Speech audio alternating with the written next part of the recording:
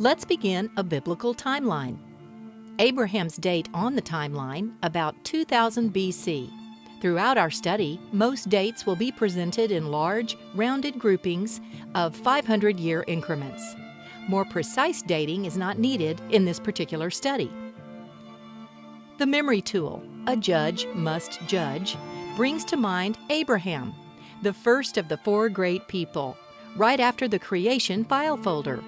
Here is Abraham's folder in the Bible file lineup. Starting in chapter 12 of Genesis, the quick chronology of the Bible focuses on Ur of the Chaldees, the U on the map of the ancient Near East. Its setting is in the rich, fertile crescent of the Middle East. The stage of the great drama stretches from the Euphrates Valley all the way over to the Mediterranean Sea. This region has been called the very navel of the earth. Through this great hinge of history, time and again, great world powers of the past have marched in conquest, with Canaan, Palestine, Israel being pulled and stretched by enormous international and internal pressures. The story of Abraham begins near at the head of the Persian Gulf, in that ancient city, Ur of the Chaldees. Abraham and his family lived in this early cultural center in the Mesopotamian basin. If you'd like to, follow along by tracing on your own map as the story begins to unfold. Here is the map of this region in today's world. Remember that this was the stage of the earlier Persian Gulf War of the 1990s, and more recently, the war in Iraq that toppled Saddam Hussein. There is the familiar Tigris River and the Euphrates, today's city of Baghdad. Kuwait stands at the head of the Persian Gulf. To the north, the location of ancient Babylon, and the beginning point of our story, the ancient city of Ur. Here in this Middle Eastern land, bordering the Persian Gulf, were some of the earliest beginnings of mankind's discovery of an intellectual life. In this triangular-shaped valley, called the Mesopotamian Basin, the ancient Sumerians presented us the gifts of writing and the wheel. And here we see the beginnings of basic concepts of civilization, of law, of medicine, of astronomy and architecture.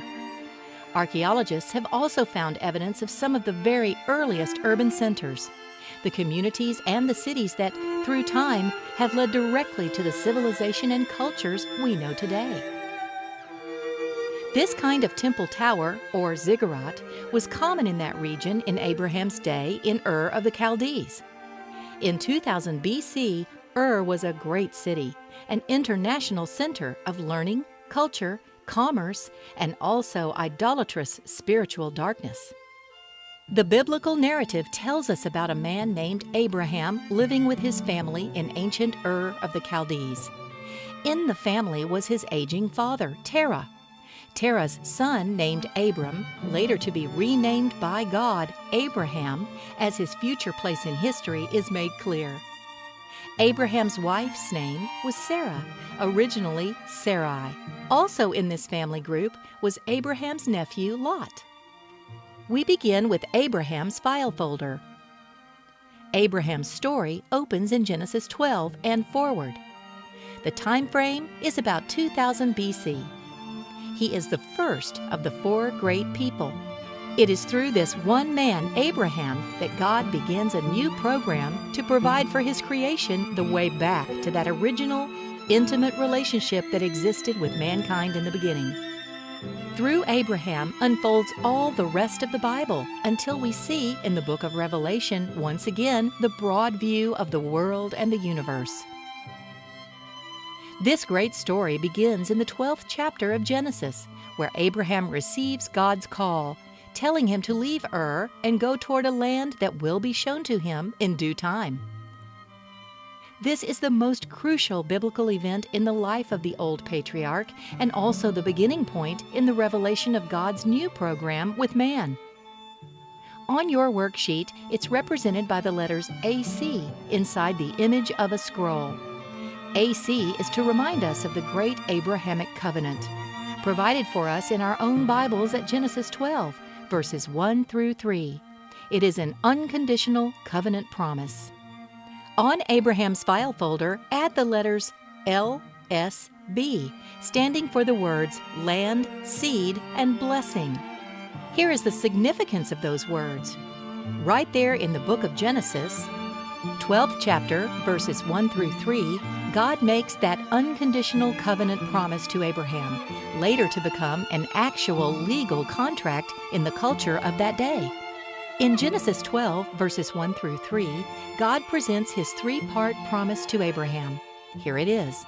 The Lord had said to Abram, "Leave your country, your people, and your father's household, and go to the land I will show you. I will make you into a great nation, and I will bless you. I will make your name great, and you will be a blessing. I will bless those who bless you, and whoever curses you I will curse, and all peoples on earth will be blessed through you." The order of those covenant promises is an important key to biblical order itself.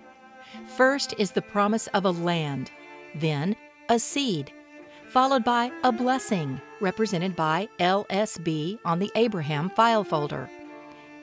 Now, study this plan of organization, the down-to-earth meaning of those three promises, the LSB on Abraham's folder. First, promise number 1, Genesis 12:1, a land, real estate, a geographic inheritance that most Jewish people respect politically to this present day.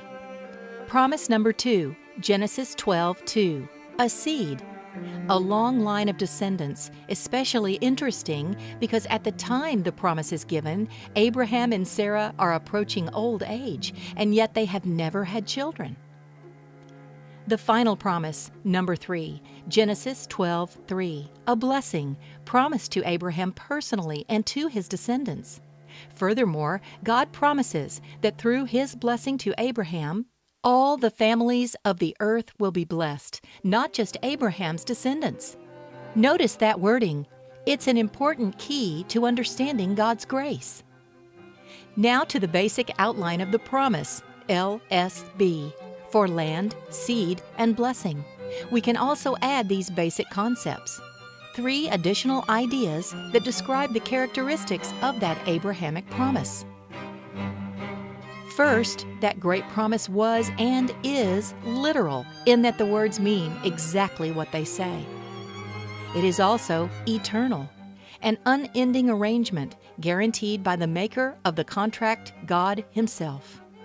And finally, it is unconditional, indicating that no matter what Abraham or his descendants might do in the future, God would, in time, repeat, in time, fulfill every element of His promises. As we move farther through this story, we'll come to see how the entire Bible is built on that set of unconditional and foundational promises, soon to become a legal contract between God and His friend Abraham. After Abraham receives God's promises, the entire family leaves Ur of the Chaldees to follow the Lord's direction.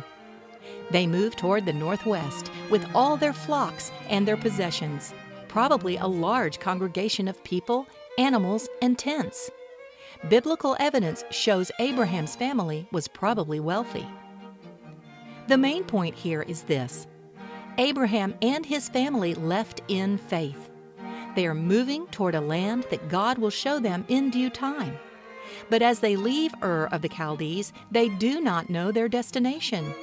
Their obedience is a profound demonstration of their faith in God's provision and His total protection as they head out into the unknown under Abraham's leadership. It is entirely possible that they passed through the region of ancient Babylon, upriver from Ur, that city in which Abraham's descendants, the Jews, would be held prisoner in the centuries to follow. They continue northwestward, finally arriving at ancient Haran, still in existence today in modern Turkey. While settled temporarily in Haran, Abraham's father Terah dies. Once again, God speaks to Abraham, instructing him to now leave Haran and move onward toward the land He had promised to show him. That land is Canaan, or the land we call Israel today. When he enters the land, Abraham is already 75 years old, and his wife Sarah is 65. And yet God has promised them children. What? Was God teasing the old couple? Children promised at that age? Yes, Abraham continues to believe God's promise of a land, a seed, and a blessing. His simple, unquestioning belief is told to us in Genesis 15:6, where God counts that belief as righteousness on Abraham's part. Just simple belief. This is the first step in the new program of redemption God will introduce to the earth through His old friend. Abraham truly believes that God will accomplish what He has promised, and the years pass. In spite of God's clear promise, Abraham and Sarah become impatient as they wait for the children God had promised them. In her impatience, Sarah suggests that Abraham go into her Egyptian servant girl Hagar, hoping that through that union the promised child might be born. That was not unusual in the culture of their day. Indeed, in time, Abraham does father a son through Hagar. The boy is named Ishmael. But God says the infant is not the intended son of His covenant promise to Abraham's descendants. By now, Abraham is 85, Sarah 75. After another 15 years, the son of God's promise to Abraham is finally born through Sarah. He is named Isaac, a word that traces its meaning to the Hebrew root term indicating laughter. Yes, Abraham thinks it's hilarious that he and Sarah are to become parents at such advanced ages. Isaac is indeed the long-awaited son through whom God's promise to Abraham is to be passed down through his family line. So, the letters I and I appear on Abraham's file folder. From these two sons of Abraham, Ishmael and Isaac. Right here at this critical historic point, the terrible Jewish-Arab conflict of our own time begins, some 4,000 years ago, around 2000 BC. Because Ishmael is recognized today as the father of the Arab nations through Abraham, while Isaac, of course, is revered as one of the founding patriarchs of the Jews, also through Abraham. There is enormous conflict between the two half-brothers and their mothers. And as we watch or read today's news, we see how that age-old turmoil that began in Abraham's tent 4,000 years ago continues today. Both the Jews and the Arabs claim Abraham as the beginning point of their respective peoples. The question then arises, how do we know which son was really the inheritor of the Abrahamic promises? Look at Genesis 22:2. Then God said, "Take your son, your only son Isaac, whom you love, and go to the region of Moriah.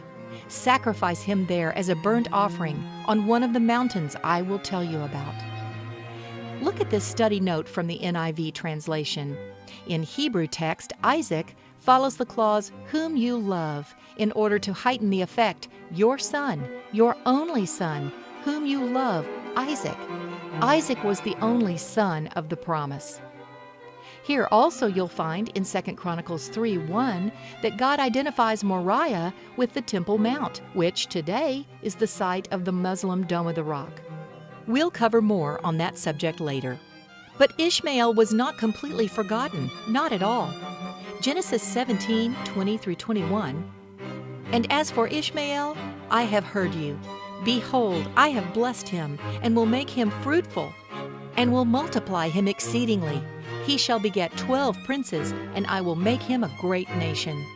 But my covenant I will establish with Isaac, whom Sarah shall bear to you at this set time next year." It's interesting to compare those gifts today.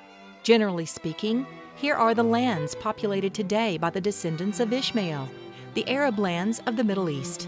But then, compare that with the descendants of Isaac in the Middle East, right there in tiny Israel. Why the enormous difference?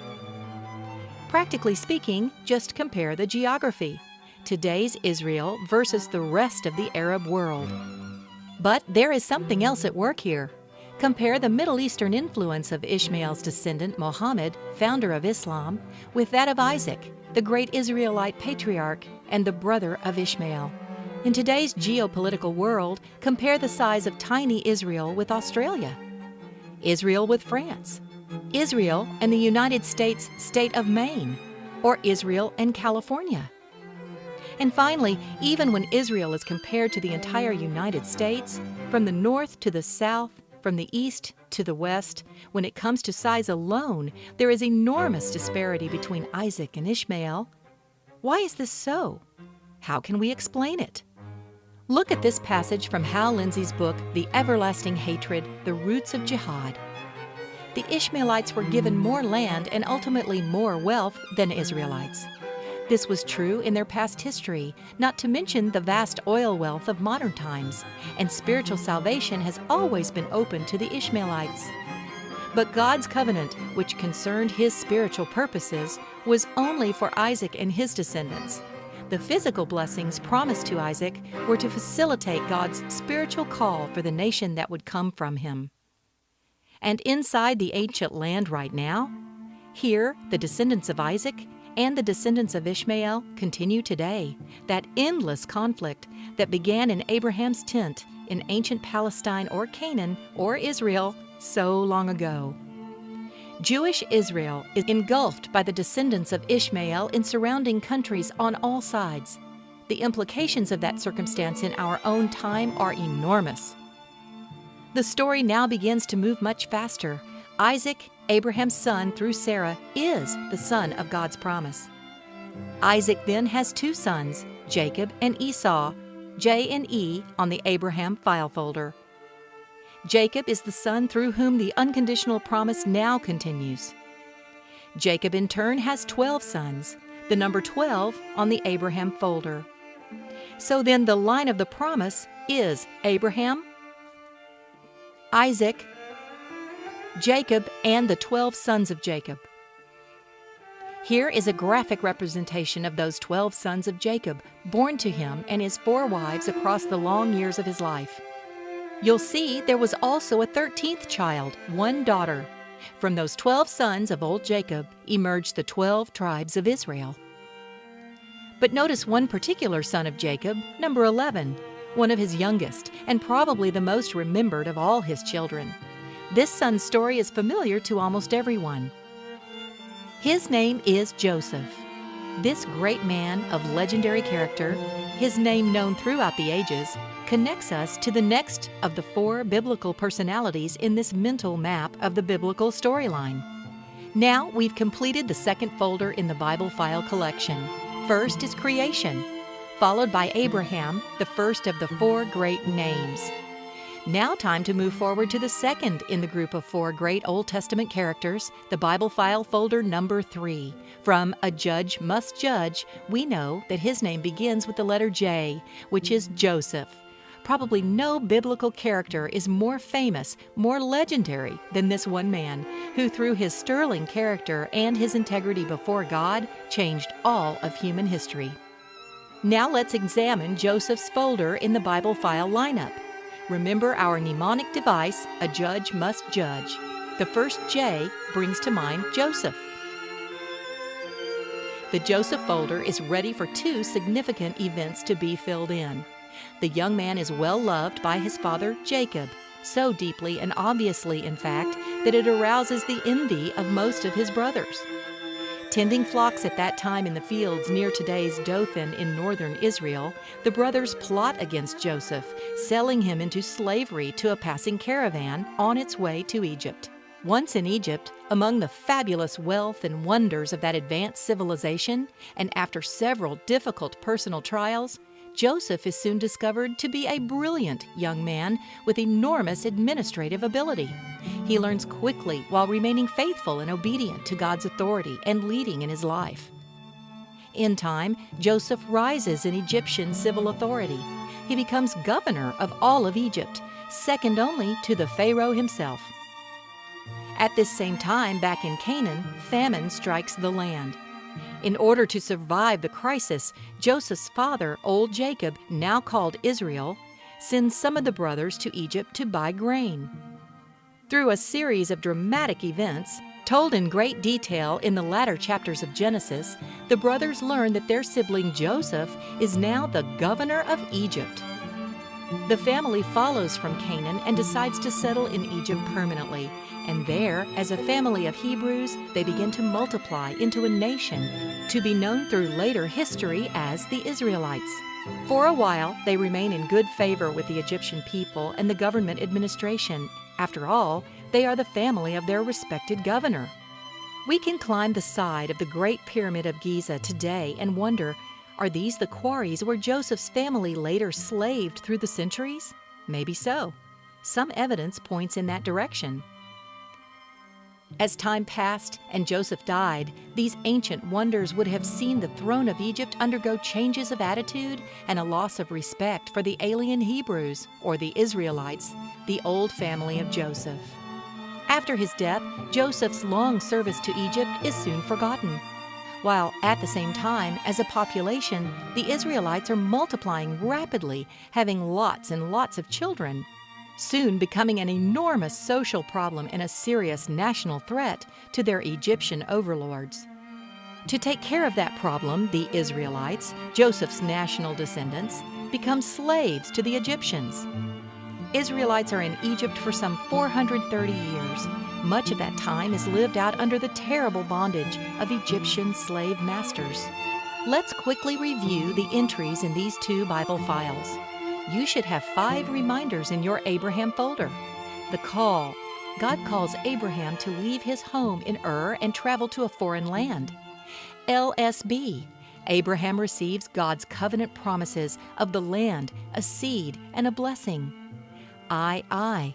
Abraham's 2 sons, Ishmael and Isaac, recognized today as the patriarchs of the Arab nations and the Jews.